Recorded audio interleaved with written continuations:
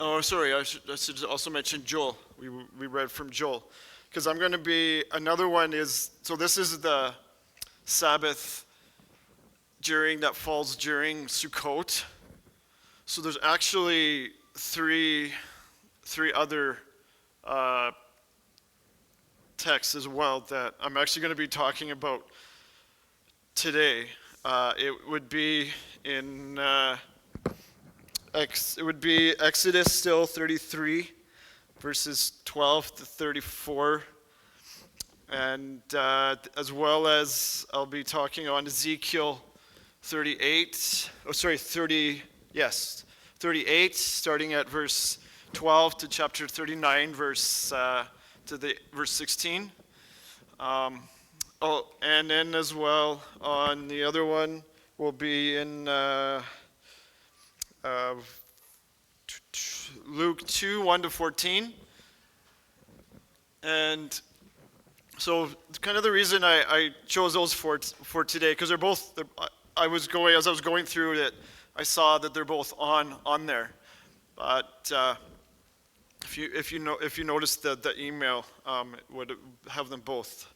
And also because I think it's a good reminder. I know obviously this is nothing new to us. We're here because we believe in Yeshua.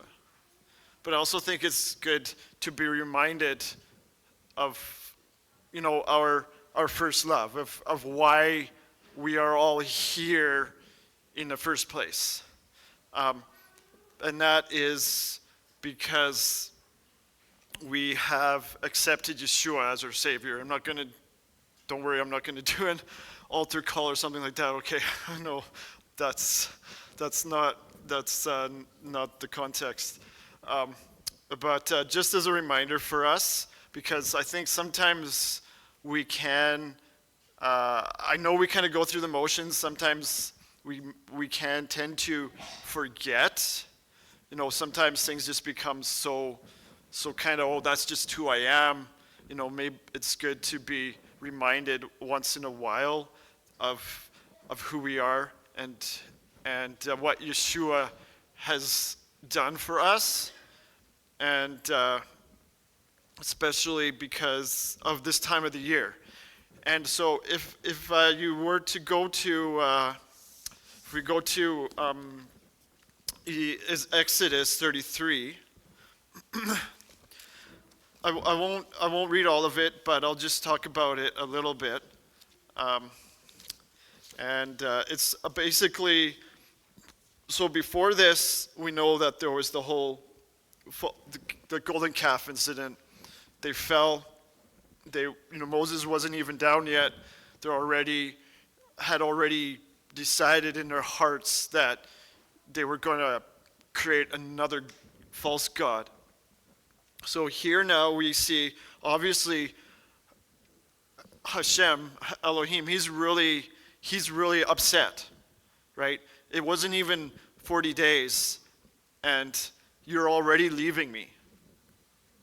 What's wrong with you people? You couldn't even last that long? And so he had, at this point, told Moses that I will still help you get to the land, but my presence won't be with you.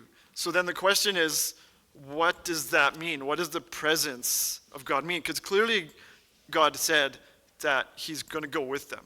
It's not like he's going to be, okay, Moses, I'm not going to help you anymore. You better figure out how you're going to destroy all these people on your own because of what your people, what my people did in rejecting me. So because Moses says to Hashem here, he says, and starting in verse, I'll start here at verse 12. So Moses said to Adonai, you say to me, bring up this people, but you have not let me know whom you will send with me. Yet you have said, I know you by name, and you have also found grace in my eyes. Now then, I pray, if I have found grace in your eyes, show me your ways, so that I may know you, so that I may find favor in your sight. Consider all that this nation is your people. "My presence will go with you, and I will give you rest," he answered. But then he said to him, "If your presence does not go with me, don't let us go up from here. For how would it be known that I or your people have found favor in your sight? Isn't it because you go with us that distinguishes us from all the people on the face of the earth?" Adonai answered Moses, "I will also do what you have said, for you have found favor in my sight, and I know you by name." Then he said, "Please show me your glory." So he said, "I will cause all my goodness to pass before you, and call out the name of Adonai before you. I will be gracious toward whom I will be gracious, and I will show mercy on whom I will be merciful," which was in our Romans, which we read today. I talked about that a little bit. But he also said, "You cannot see my face, for no man can see me and live." So anyway, so here we go. So clearly we had just seen, if we remember, how they even came out of Egypt. So they came out of Egypt because, as we read today about just earlier, we read about the plagues. So Elohim sent all the plagues against Egypt, and specifically against each god, and he brought them out through his power. Now, and some of you, we won't get into this, but I will just mention that my personal belief on the matter is that where it says that Elohim did it, he actually did it. Some people want to be like, well, we want to kind of dub it down. We want to make it like he really didn't do it. I don't think that's being fair with the context. So we see here that Elohim said he did it. So Elohim clearly was the one that made sure that they came out of Egypt. And that because also for us today, it's a reminder of us coming out of our sin. And he's the one who's still working in our lives. So here we see that then, therefore, that presence that, in a sense, is going to be talked about here is that they will see that God is really with them, like he was when he brought them out. Because it seems kind of contradictory that he wouldn't now go with them, even though he's so upset. So Moses, like Yeshua does for us right now, intercedes on behalf of his people. So Moses, and because Moses found favor in his sight, Elohim listened to his request. Just like he would listen, Yeshua would be listened to on our behalf, because none of us can claim only what Yeshua has. So Elohim's now going to show his power as he continues to go with them. And if we read the rest of that, we'll see that, yes, Elohim goes with them. Eventually we get to Joshua. He continues to show his presence as he goes ahead of them. So I believe that's a little bit of so that presence was that he would actually be with them. And a bit different. So let's keep going here. And we'll go to, and so we see here in chapter 34 that something in the face of Moses is shining. And that's probably because we know that when he would come down, his face was beaming. So of course the people would be generally scared. They didn't know why his face was beaming like that. Even Aaron and the others were standing back, like, wow, what's that radiating light coming from you? And so he puts the veil on, and part of the reason I believe that he has to put that veil on is because clearly, for the most part, you could see that Israel didn't have that, except for a few, and maybe a few more that aren't really mentioned. But we know Joshua has this kind of intimate relationship, almost similar to Moses, even Caleb, because after this, as you remember, when they get close to the land where they're supposed to take over, Joshua and Caleb are the only two that trust God enough. So But for the most part, the people were just doing it because they had to.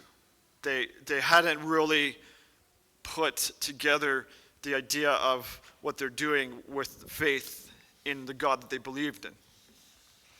So that's why I believe one reason maybe why Moses is veiled. He veils himself when he goes to talk with the people. He takes the veil off because the veil is veiling, in a sense, is veiling who Yeshua is. And it's as if they're not ready to see that yet. So we'll go on here to, and we also notice that, we'll go on to Joel. We notice that Joel talks about it a little bit today, the idea of Israel and God and what God will do for Israel. And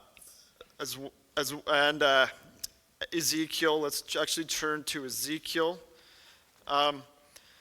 They're both they're both talking about a prophetic, in a way they're talking about something prophetic that's going to happen. We know Ezekiel is very clear, and I'm not trying to get you to go buy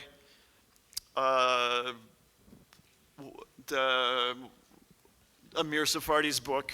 Okay, I know he just came up with the book. He's trying to, if you follow him, he's trying to get people to buy his book about Ezekiel. We're going to go there. So Ezekiel talks about how the nations are going to come up against Israel and what Elohim is going to do for them. So then the question is, why, and we see this in Ezekiel, why is Elohim going to do that for them? They just turned from him not too long ago. Moses intercedes. And in fact, there is a verse that talks about, I believe it is in Joel, but there's a verse that talks about where he does say he's going to do it for his name. He's not going to do it for anybody, for anything else. He's going to do it because of who he is. So he's going to help Israel. And in there, Ezekiel, I'll just find it here, 30, again, I'll just read a portion of it. So it's talking about the destruction of Gog, and so that, I'll start it a little bit at the beginning of 38 here. The word of Adonai came to me, saying, Son of man, set your face toward Gog of the land of Magog, chief prince of Meshech and Tubal. Prophesy against him and say, Thus says Adonai Elohim, Behold, I am against you, Gog, chief prince of Meshech and Tubal. I will turn you about and put hooks into your jaws. I'll bring you out with all your army, horses and horsemen, all of them splendidly dressed, a vast assembly with breastplate and shield, all of them wielding swords. With them will be Persia, Cush, and Put, all of them with shield and helmet, Gomer and all his troops, the house of Torgama, from the extreme north, and all his troops. Many peoples will be with you. And then I'll go on here to verse 18. In that day, when God comes against the land of Israel, it is a declaration of Adonai. My fury will rise up in my nostrils. In my jealousy and the fire of my wrath I have spoken. Surely in that day there will be a great earthquake in the land of Israel. The fish of the sea, the birds of the heavens, the beasts of the field, all creeping things that creep upon the ground, and all humans upon the face of the earth will shake at my presence. The mountains will be thrown down, the steep places will fall. Every wall will fall to the ground. I will call for a sword against him throughout all my mountains. It is a declaration of Adonai. Every man's sword will be against his brother. Go on here to chapter 39. And here we go.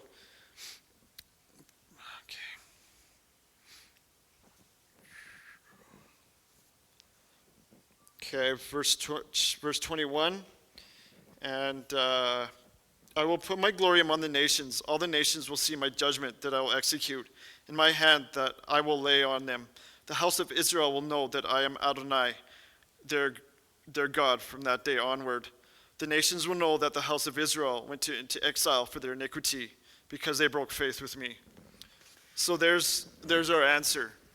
he said for his name, but he also said because of what the people would do to Israel. And we see that happened a couple of years ago, especially recently with Hamas. Now, I know that they don't all believe in Yeshua. That's a given, okay? We know, but God still has made a covenant with his people. We know that a lot of them are doing things that we don't agree with. But we still have to remember how we treat them, whether we agree with what they're doing, whether we disagree. We need to treat them the way that God will want us to treat them. Of course, we should treat everybody the same way as well, but specifically here, he talks about we will be judged on our treatment of Israel. We won't be judged on something else. That's why he's going to bring them up against one day. Even though, as you saw there, what he in verse 23, and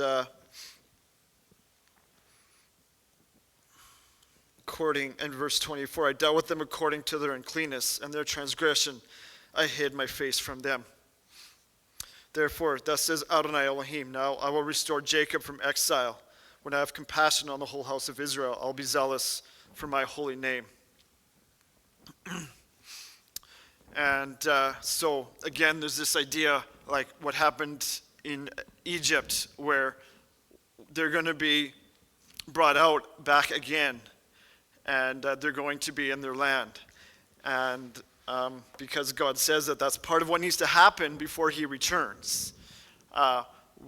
We might not all understand it the same way, we may not all agree with it, but it says that needs to happen. So with what's happening today, they're going back. And as we read, I'll go to, let's go back to our Joel, which we read today. We'll go to that one. Thank you, Patricia, for reading that for us today. Because it does actually line up with what I'm talking about, with how God is going to defend his people.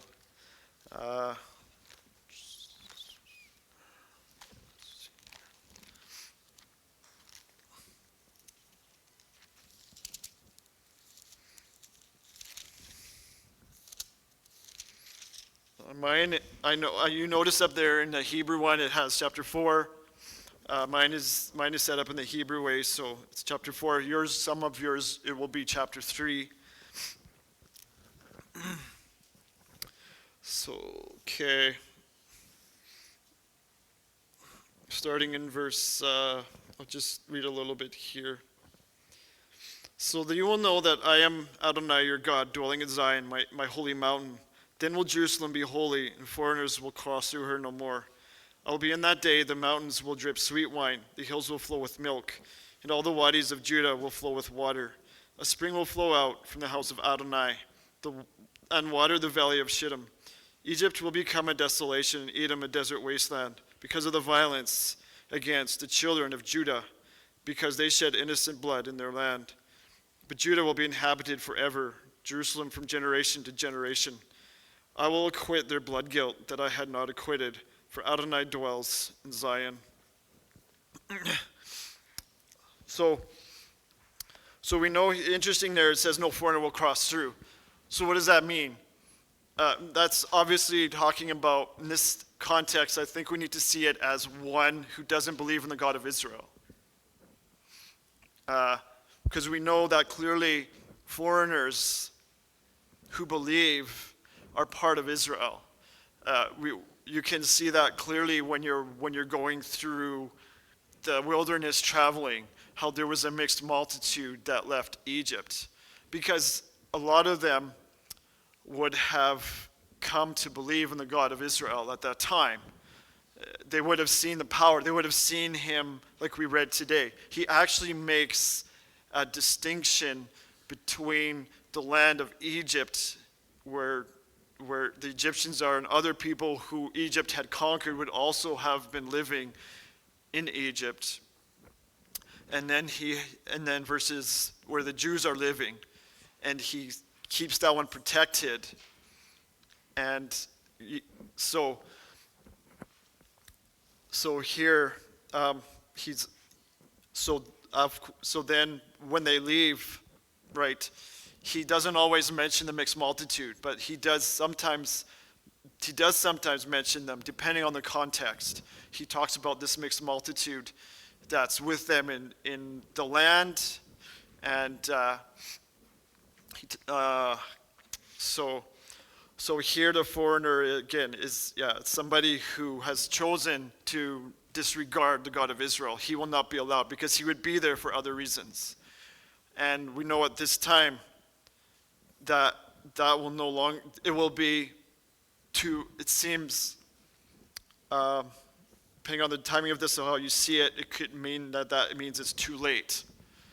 Now, I'm not saying that is the case 100% here, but I'm just saying that that's what that means, is the foreigner who doesn't believe will not be allowed into Jerusalem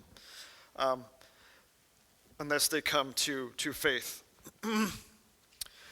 So we see here what's going to happen to, interesting, he mentions Edom, because we know that the people, which Brother Martin's been talking about recently, on talking about Hamas and with the leader Muhammad. Actually, my daughter asked a question, Joachim asked a question about that this morning. Why is Brother Martin talking about Muhammad so much in the life? I'm like, because he's the leader. He's kind of the one that they found their whole doctrine on. So it's important that we understand that history. So there you go. The shy ones listening, asking questions to her Abba. So I need to have some answers. And so we see here too that in verse 21 it says he will quit the blood guilt of Israel, because clearly Israel has committed a lot of sins. And still to this day, unfortunately Tel Aviv is one of the places where you can practice whatever lifestyle you want. Alternate lifestyle. That's what I'll put it that way. But God is going to forgive them, and many of them, even amongst those in our own countries who come to Yeshua one day, He will bring them out of that lifestyle. I believe that. That's why we got to continue to not agree with what they're doing, but to show them who God is in ways that show that He does care about them. But yet, telling them the truth of what they're doing is not what He approves, right? He can still do miracles in your heart if you're alive today. You're still with us, so that is still the same for any person. And because as we go here to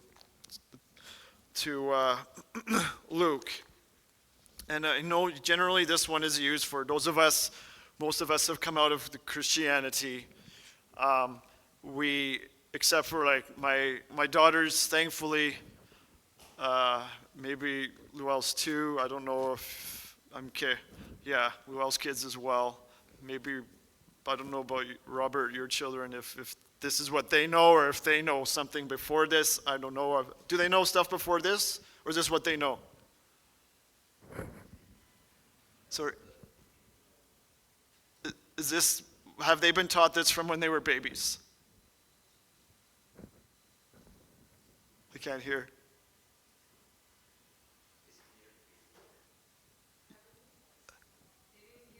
Oh, my question is the messianic belief, or have they been from babies, or have they been also taught the Christian belief? So the messianic one is the one they know? No? Oh, you didn't know before either. Your kids were already born before you came into this. Okay. So, yeah, there's some here who can all of us adults have definitely come out of that.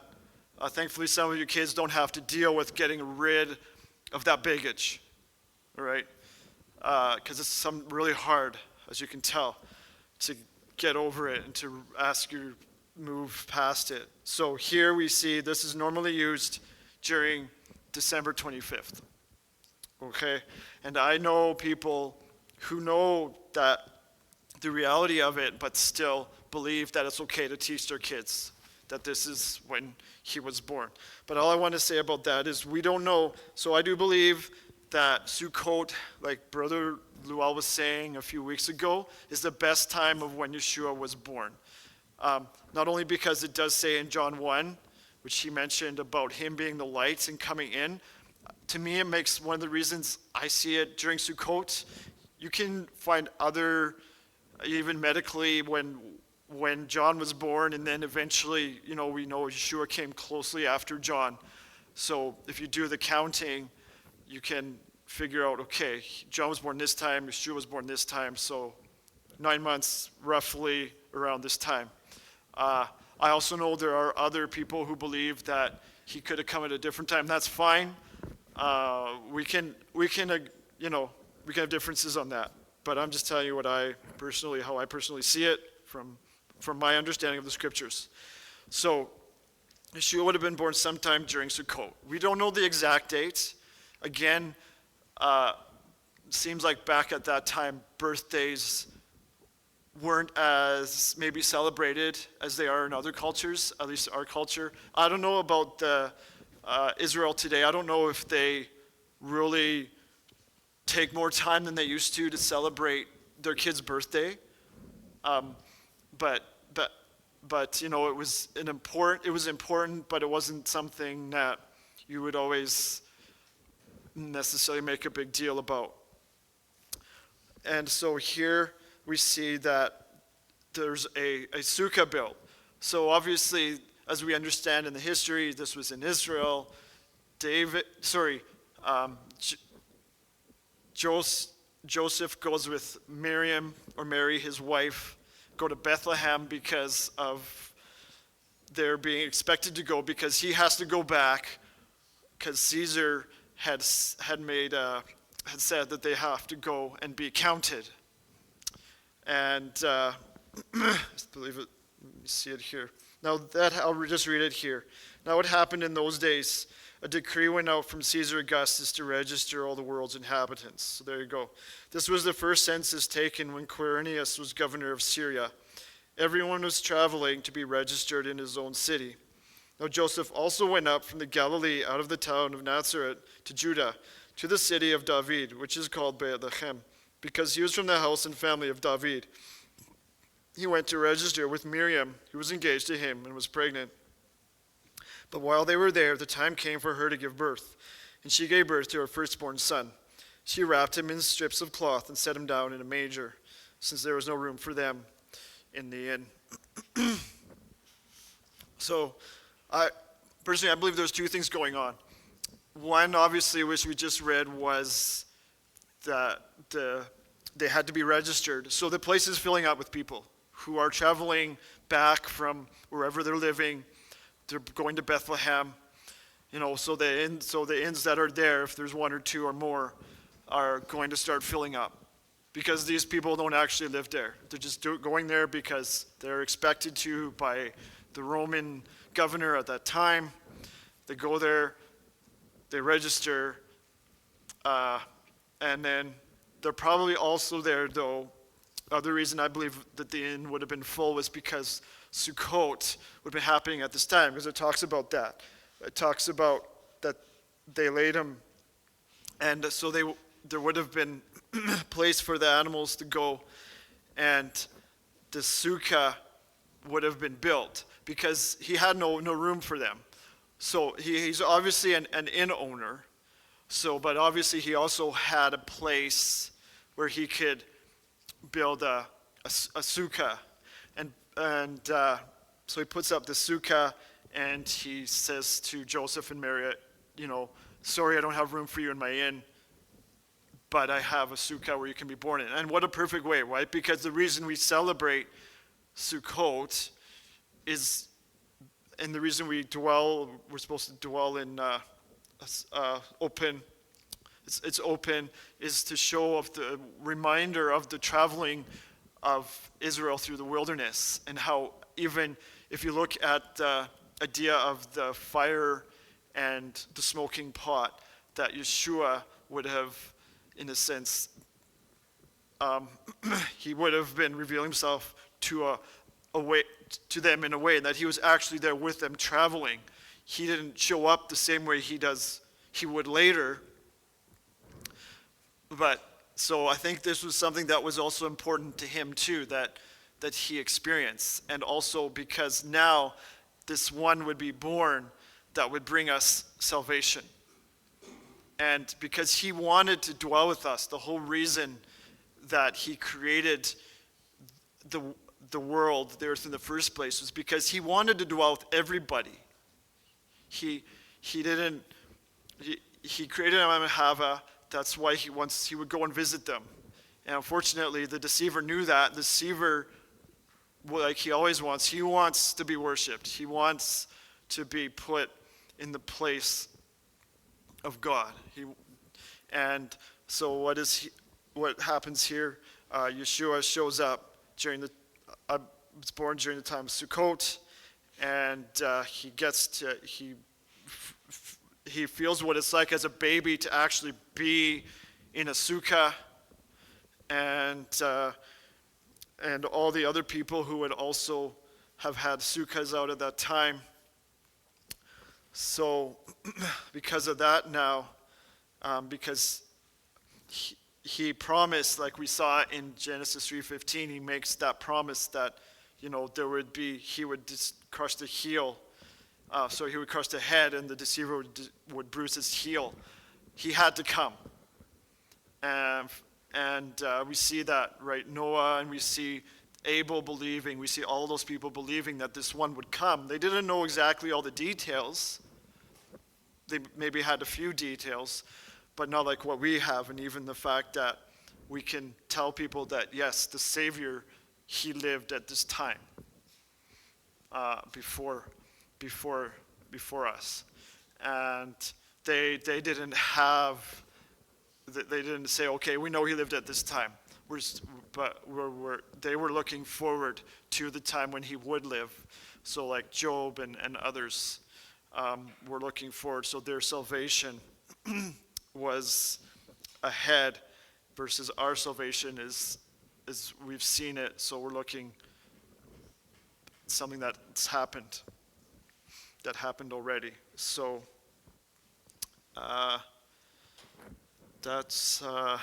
so now because of that, it makes sense that now Yeshua one day will come again and reign in Israel, and he will finish fulfilling what he needs to do so that we can all live with him for eternity.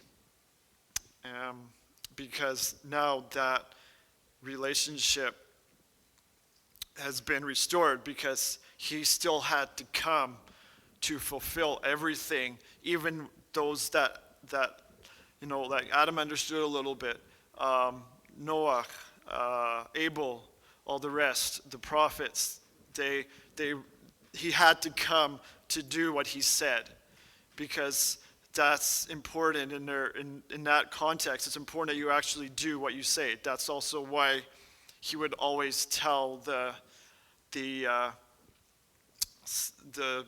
evil spirits, be quiet, or he would tell people, be quiet, don't talk, because he needed to fulfill. He knew they would have tried to force him to pick up a sword and go fight Rome, but he's like, no, I'll fight Rome later, but that's not why I'm here now. I'm here now for one reason. I'm here to bring your relationship back to the Father, so that when I come again, you want to be with me.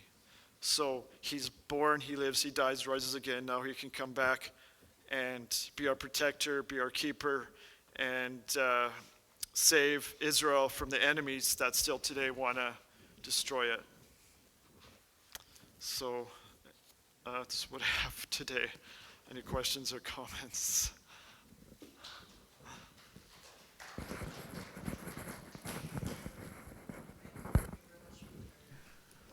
Wesley, let us bring back our Torah scroll.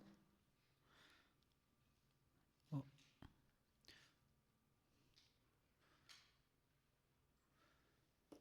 Okay, may I request our men, please let's bring back our Torah scrolls to the Aron Kodesh. Etz chaim hi lama kasikim ba v'to